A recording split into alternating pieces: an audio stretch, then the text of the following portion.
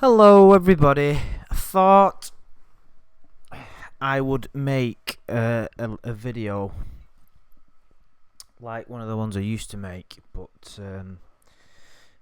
about Lorne, regardless of whether it results in further penalties from YouTube, shall we say? But who cares?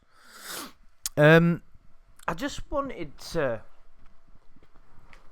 sort of say that the overall saga, and in particular this document, still holds a huge kind of interest for me. And the first time that I really read this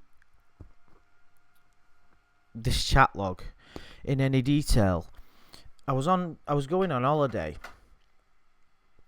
to Egypt, and I was in like Manchester Airport. And I had with me, I think it was a couple of hours before the flight was going to leave, and I had in my bag, I had like an iPad with a few movies on it, and I had a couple of books with me and a Kindle, the kind of stuff you'd usually take on a 5-6 hour flight. And I'd had a couple of beers, and I got my phone out, and I remember only a few days earlier I'd put the chat log. This was way before I was making videos. I put the chat log on my phone as like a PDF, and I'd seen it before because it was other people who'd made videos, and that's what got me interested in looking at it in more detail. I'd always been interested in TCAP and specifically Lorne Armstrong, but I remember just reading it and just in a state of amazement at what was contained within the.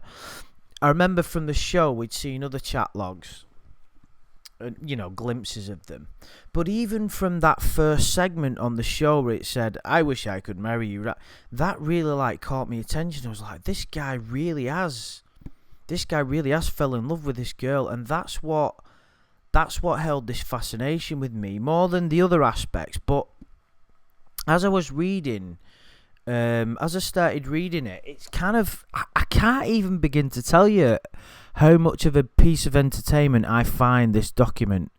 Its entertainment value is up there with the Star Wars movies as far as it's fucking, what a ridiculous thing to say, but it's true.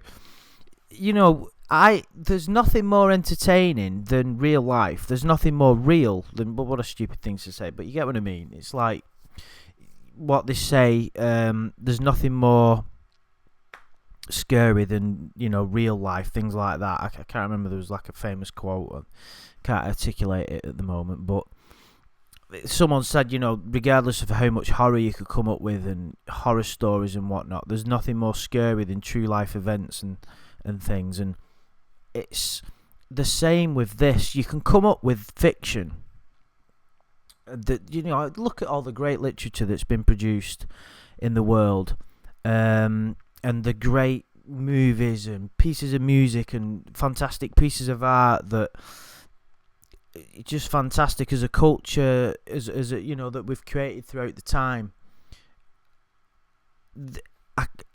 I compare this entertainment wise to some great piece of music or some great piece of art. It's ridiculous that, and it's not just how entertaining it is, it's got everything. It's got how many videos did I make about this chat log and about Lorne's situation and him as a person, how he got himself into it and his past. My old channel, loads of videos. The only reason my channel had a lot of subscribers back then, but I've had to remake it up. I mean, don't get me wrong, I did some half decent videos, but the main reason it got so many subscribers so quickly is because of the amount of videos I made about Lorne Armstrong. I'm under no illusions. People love it. Don't know what it is, but people, well, I do know what it is, but more than any other predator that was caught on the show, I'm going to have to be really careful on how I'm wording things, but more than any other person that was caught on To Catch a Predator, This guy,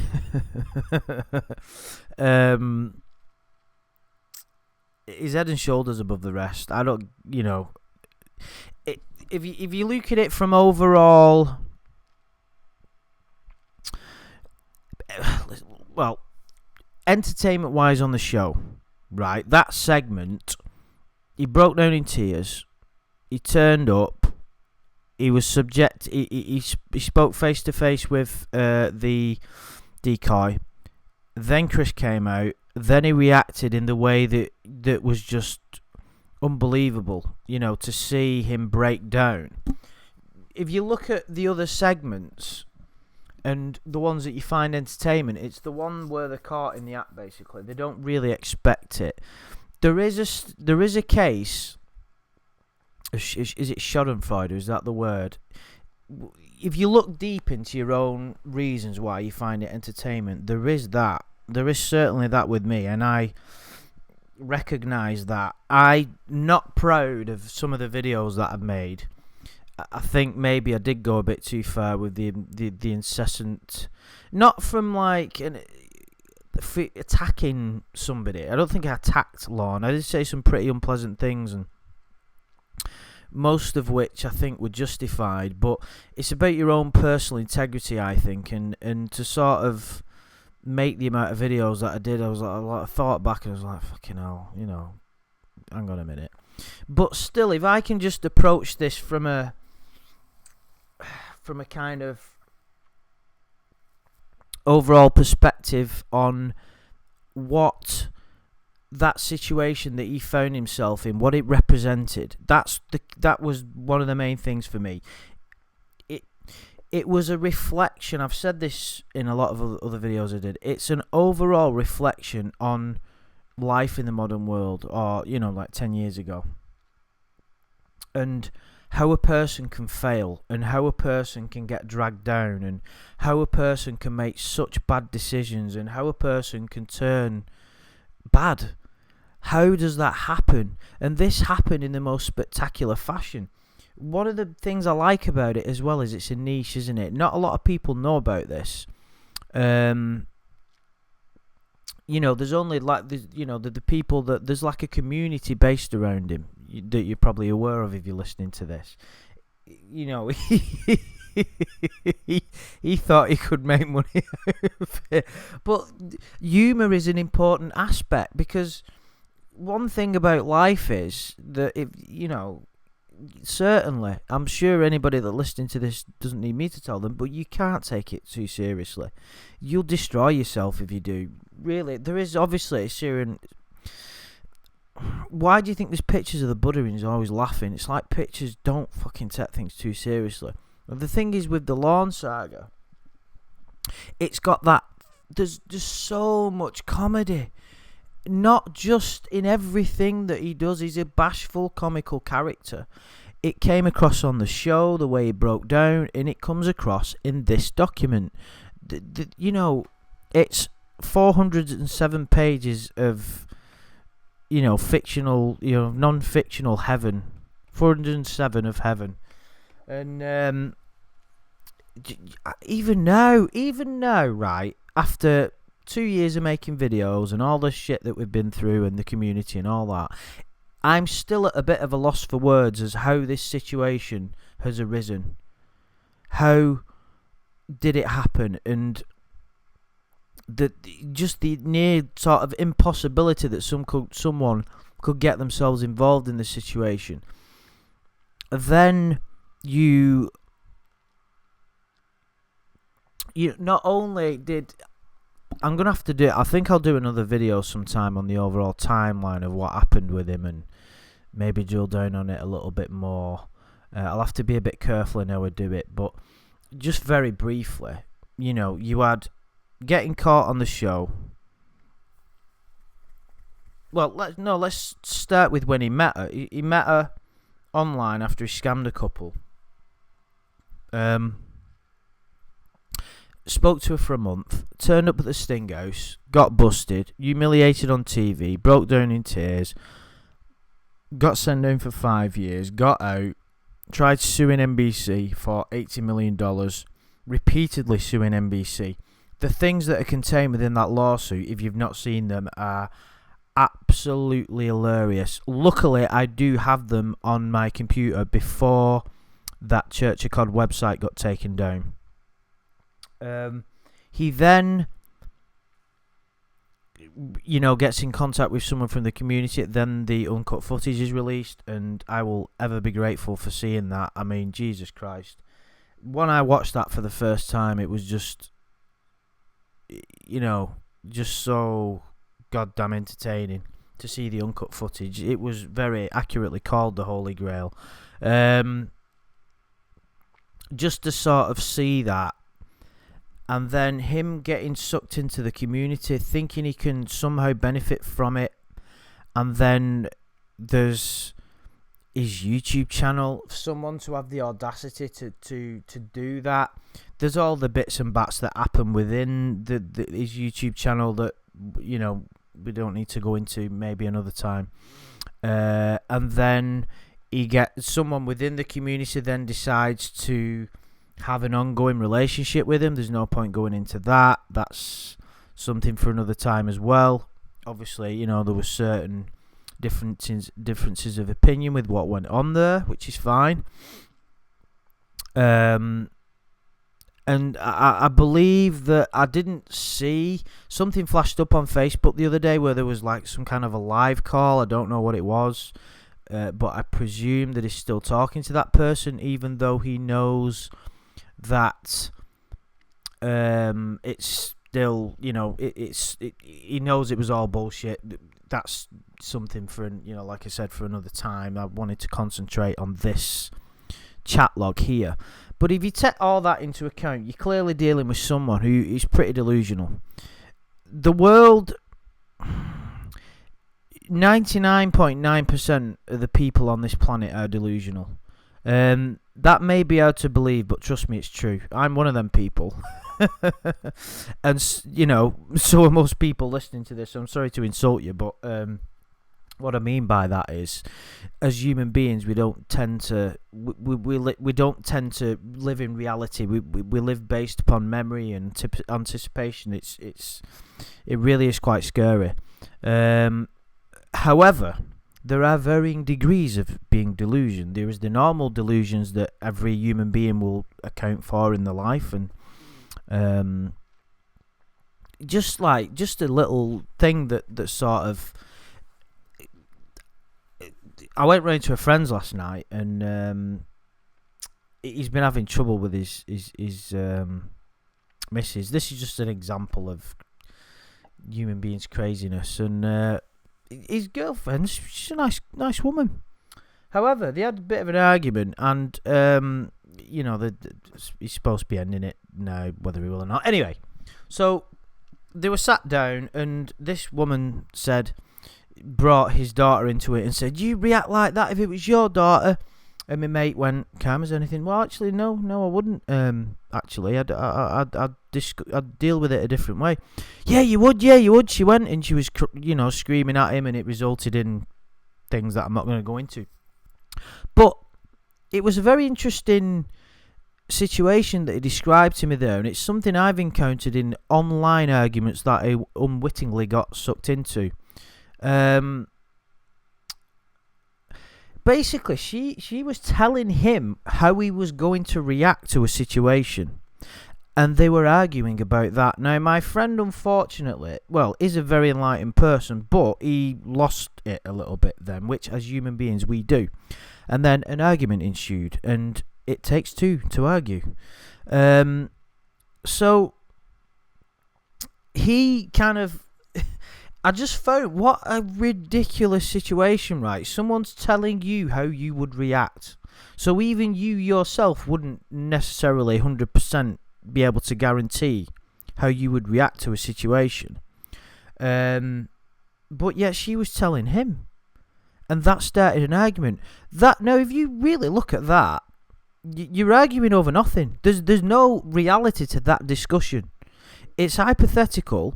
And someone is basically saying that they can anticipate someone's behaviour in a future event. Now, the future doesn't exist anyway. I'm going off on one here, but there is a point to it.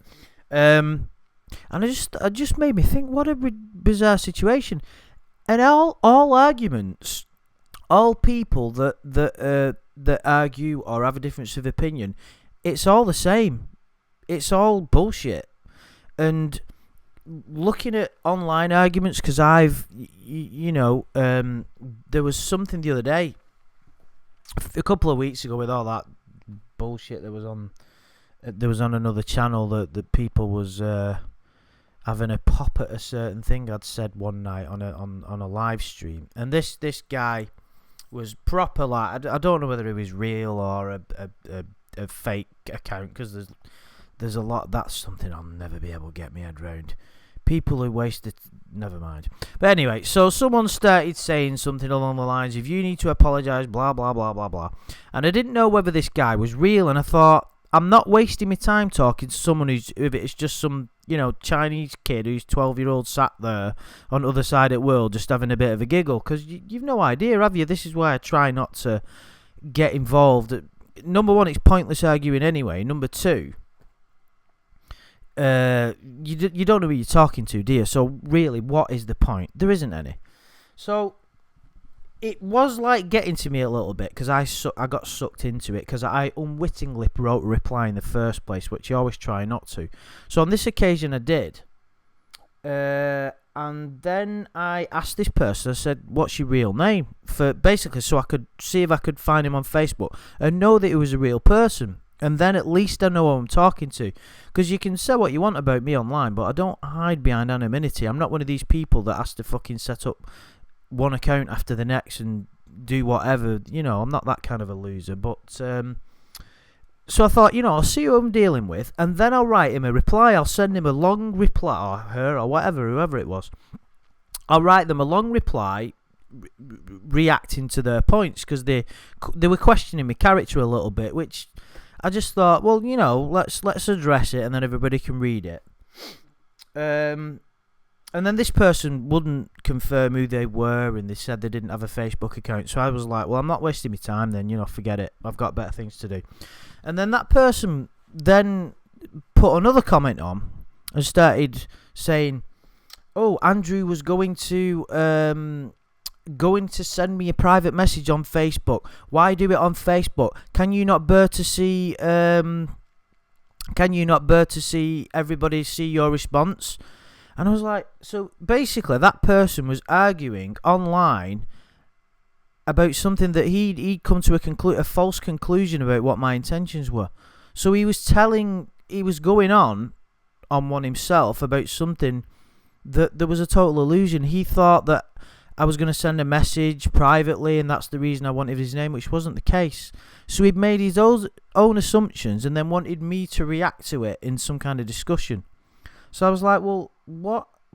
I was just thinking, what is the fucking, that's just the perfect idea of why, and never to get sucked into anything online, specifically arguments, disagreements, even life to life, person to person, but especially in the online forum. It just total illusion. And that leads us nicely, I'm sorry to go off on one there, but that leads us quite nicely to the illusion that was Lorne. Now, as I've said, we all create illusions in our mind, but what Lorne very interestingly did is, and this is something I genuinely believe, which is probably the most fascinating the most fascinating aspect of the whole saga, and there is a lot of elements to it, is how he convinced himself that he was in love with this person. Now, to convince yourself that you love a character by the name of Kayla, who was young enough to be your daughter, who displayed no personality traits whatsoever, who you knew nothing about, I find it incredibly fascinating. Now, he really fell in love with an idea. He didn't really fall in love. Right, let's make that thing clear. You cannot. True love, that people get caught up on words, so it's people are going, yeah, he did love it. Well, No, it didn't. It didn't. There's no such thing as, you cannot love something that doesn't exist. True love is the recognition of oneself in another, and that can happen when there is a real connection. You can't have a real connection with something that doesn't exist. That's like saying that you're in love with empty space. It is a physical impossibility. It just can't happen. Surely we can, as logical people, agree to that. But convincing yourself you love someone and true love are two completely different things. How many people do you think that are married or in relationships that tell each other they love each other and fucking don't? And then a year later they'll have battered the shit out of each other or divorced and robbed each other's money. Is that true love? Is it fuck? True love doesn't need anything either. You don't need anything. That clingy, needy love, we're going to sign a piece of paper, and if you fucking disagree and I'm going to sue you, is that love? Is it fuck? Of course it isn't. That's bullshit. People do get married that genuinely do, but it's as rare as fucking honest politicians. But Lorne convinced himself that he loved Kayla. That was the most fascinating aspect for me. And you could read it and say it was all a ploy. Now, in the beginning, it was a ploy, of course. Let's read this here. Now, listen, I've been over this many, many times. Well, I should say I had two nieces your age when I lived in Washington State, blah, blah, blah. Excuse me. And here he's bringing the dogs on cam, so it's your typical grooming technique of, do you want to see my puppies? See my puppies, and then you can, and then I've got two nieces your age. It's all manipulation at this stage. This wasn't a plan that he sat down. He didn't sit down and write pages and pages of tactics to do it. He kind of ran with it, I think. But I find it hard to believe the boys at your school are after you, the flattery, the things like that. But what is the most interesting aspect for me is, at this point, he's lonely. He doesn't like where he lives, and he doesn't like his life, and he hasn't really got anything. So, Lorne grabbed hold of this.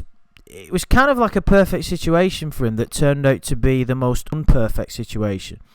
You had this character, let's just say that Kayla's real for argument's sake. We had Kayla, 13, who was susceptible to anything that he said, anything that he asked her to do, anything.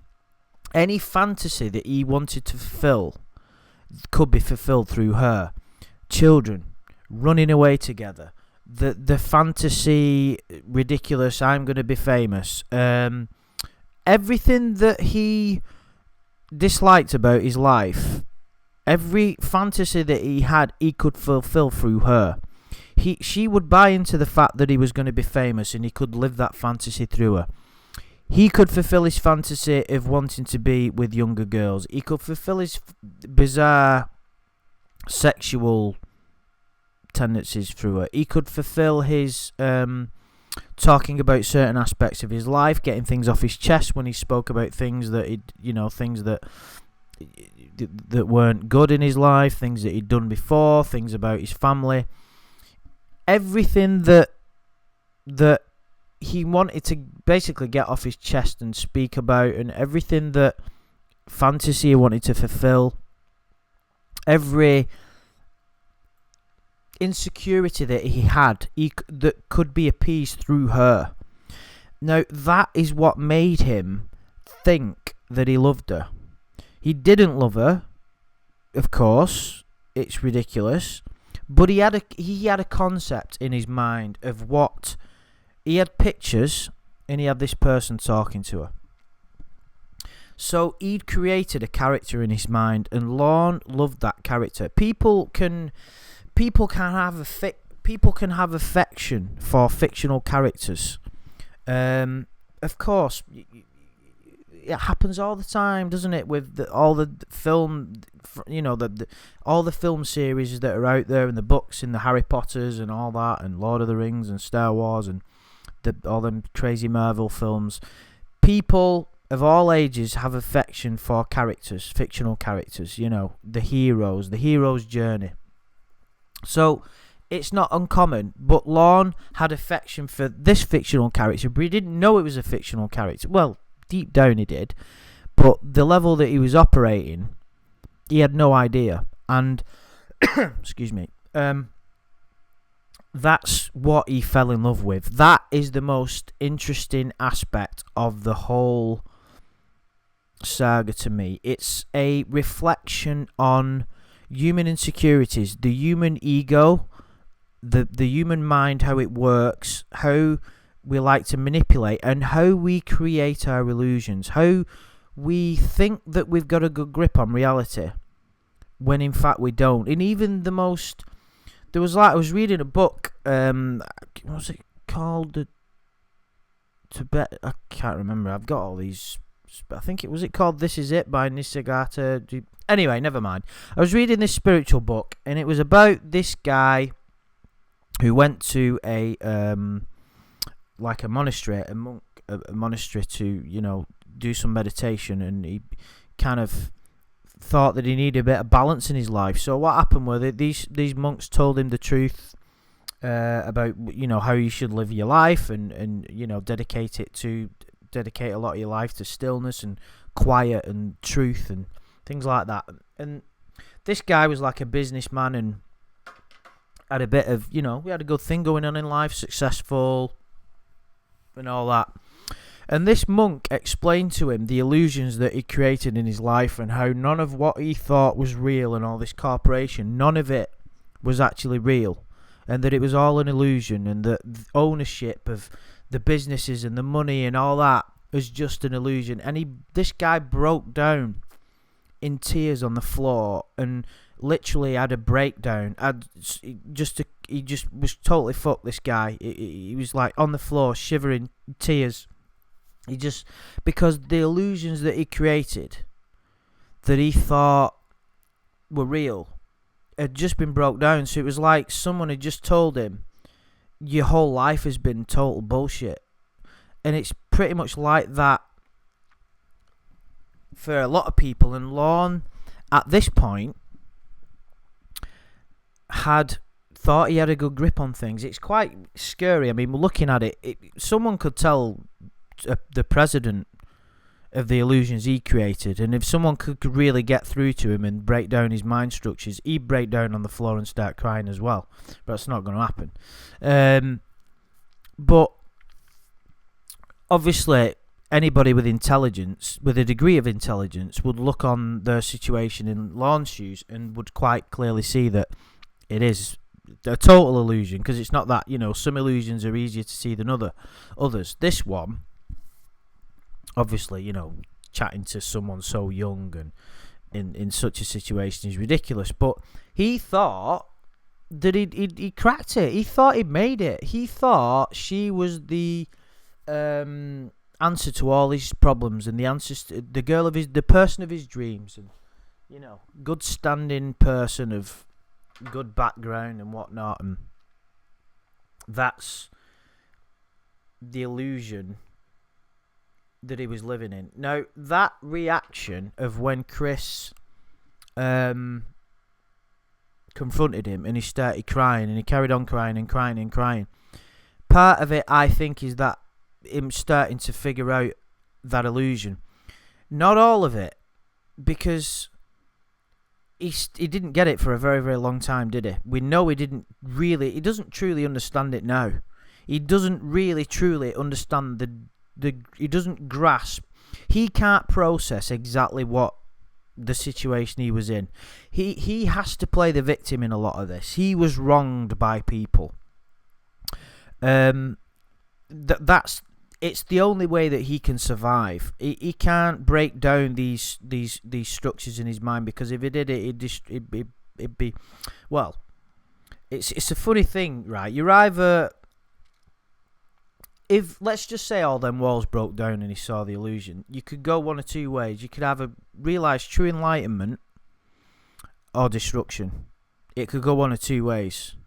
You're one step away from despair and you're one step away from enlightenment. Now, we all know which way you probably go.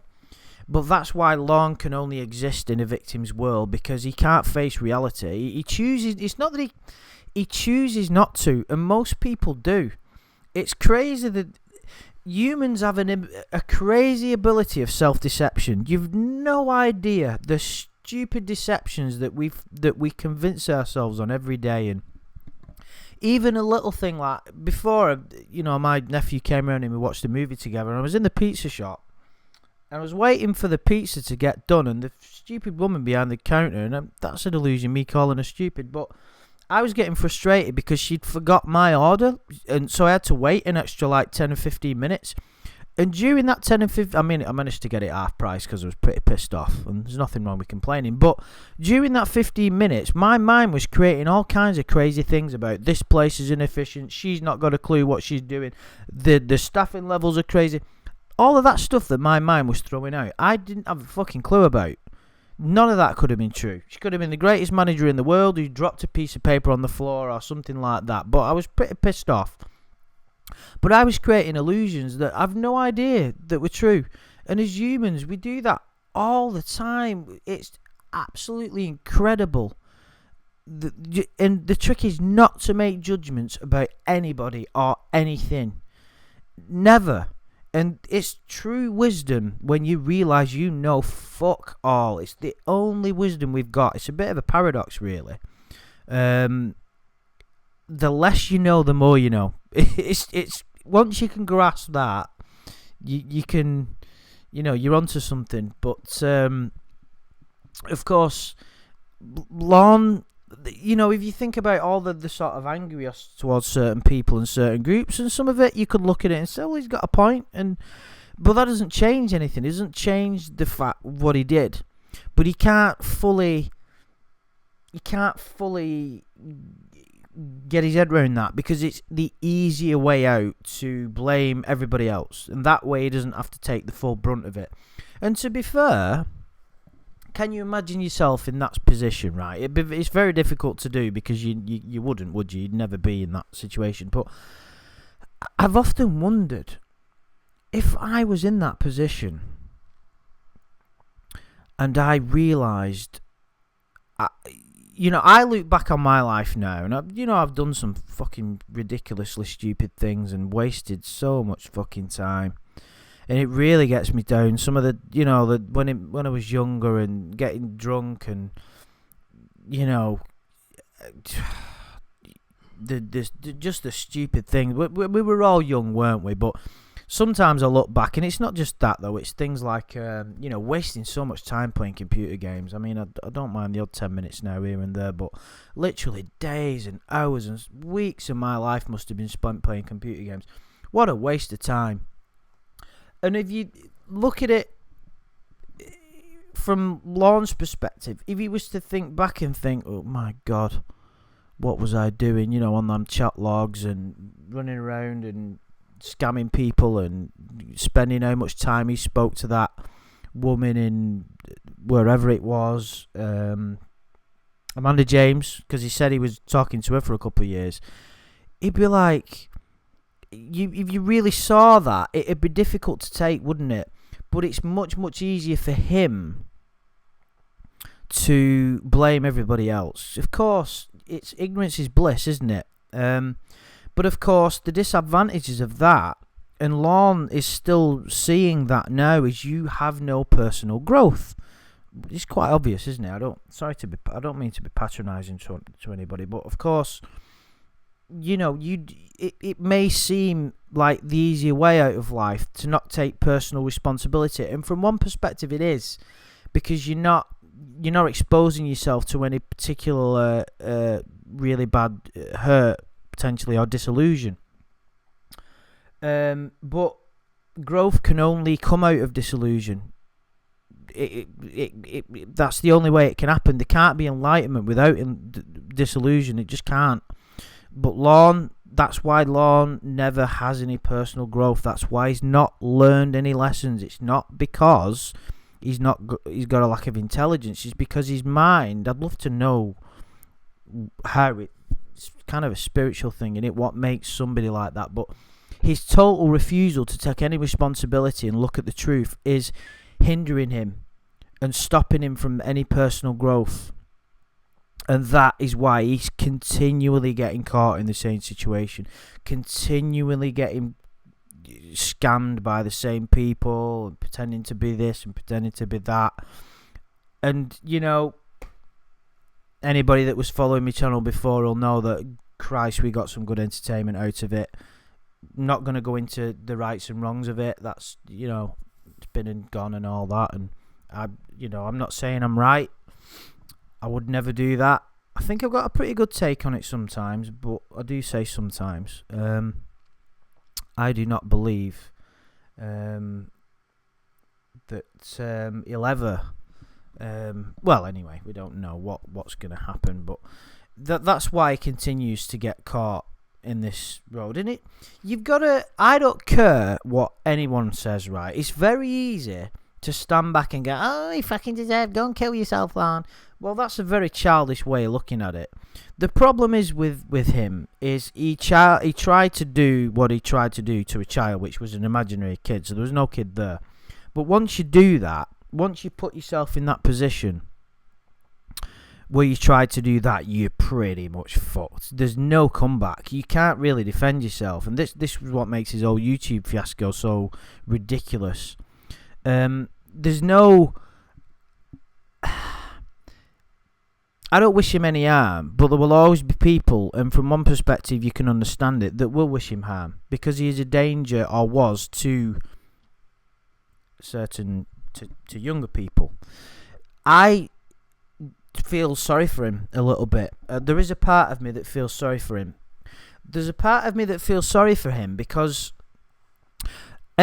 all of these decisions that he's making are based on fear. You basically, when you get down to it, you can come up with psychology theorists. Psychology theories for everything, and subconscious and all that bullshit. But really, when you get down to the very basics of it, there's two ways you can make a decision. You either make it from a position of love or a position of fear. Fear is the absence of love. It's as simple as that. If you had love and trust in life, every decision would come from a deeper place and would be the right one for you. Wouldn't necessarily be the easiest one, because life isn't meant to be easy. But Lorne makes decision based on fear. Fear of maybe insufficiency. Fear of facing up to himself and his demons. So you should not necessarily pity somebody like that, because there is a greater plan behind it. The Bible says every blade of grass will reach enlightenment one day. But you should have a level of understanding. True spiritual teachings say that you should neither call someone good nor bad. Things just are. Everything is the manifestation of the one. I'm getting too fucking deep now. This is one for another time. But anyway, yeah, I think I'll try and keep on topic, guys. I know there's some people that don't like any of that stuff. But let's go back to the perfect, absolutely perfect. I was going to say let's get back to the amusing element, because we were getting a bit serious then, weren't we? Look at that. What a great bit to stroll at it from. I'm in Nashville because I'm trying to make it in country music. Well, one must admire the conviction of his ambitions, but also one must find it purely hilarious that someone who didn't play an instrument, didn't sing particularly well. I'm going to be honest about his singing. It's not that bad. He could probably made a few dollars in a bar, doing a bit of singing, I reckon. But it's certainly nothing special. And the thing is, he actually believed it. It wasn't just something to try and gain a favour. He actually believed that. It's absolutely nuts. 36 years old, can't play an instrument, not that good at singing, knows nothing about the music business, doesn't look that good. What on earth? But that's not necessarily anything new. You can't look at him and say that that's ridiculous. Look at all the crazy people you see on Pop Idol and the X Factor, or American Idol, whatever it's called in the States these days. how many of those people do you get at the beginning who think that they're great and that it's hilarious, isn't it? And that people love it. It's no different to that. But that's just one element of Lorne, of his delusions, of, you know, what he found himself in. It really is absolutely crazy. Oh,